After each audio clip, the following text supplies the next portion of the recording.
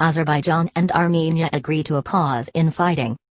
Search and rescue teams in Ganja, Azerbaijan, work at the blast site hit by a rocket during the fighting over the breakaway region of Nagorno-Karabakh on October 17, 2020.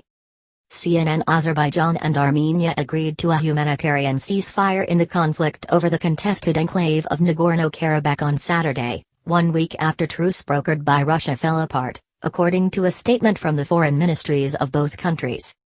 The new agreement, set to start at midnight local time, 4 p.m. ET Saturday, was announced after both sides earlier in the day accused each other of attacks that violated the Moscow-brokered, week-old peace deal.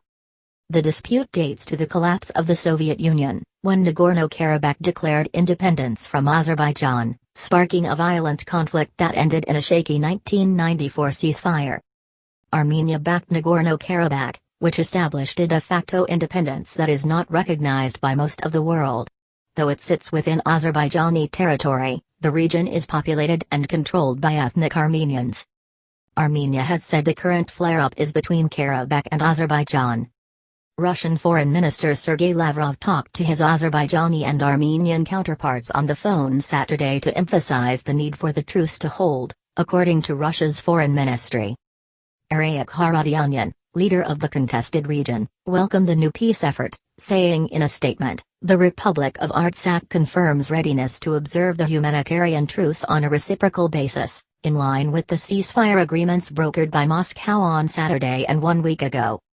Nagorno-Karabakh is called Artsakh by Armenians. Before the latest ceasefire attempt Saturday, Azerbaijan accused Armenia of a rocket attack against its second-largest city, Ganja, killing at least 13 civilians, including 3 children, and wounding more than 50 others. Azerbaijan President Ilham Aliyev called the missile strike a cowardly shelling that cannot break the will of the Azerbaijani people.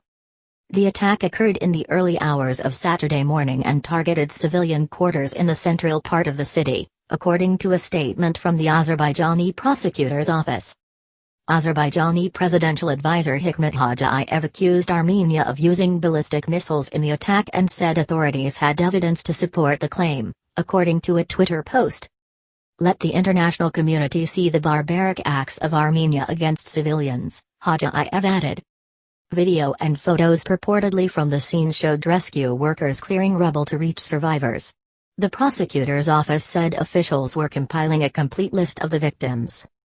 Last weekend, another temporary ceasefire fell apart after weeks of fighting, with the two countries trading accusations of violating the agreement amid reports of casualties.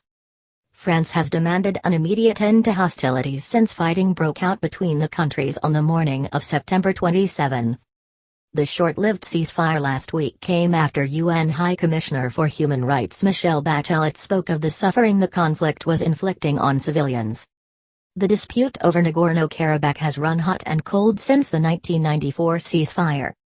The region lies within Azerbaijani territory, connected to Armenia proper by a costly highway.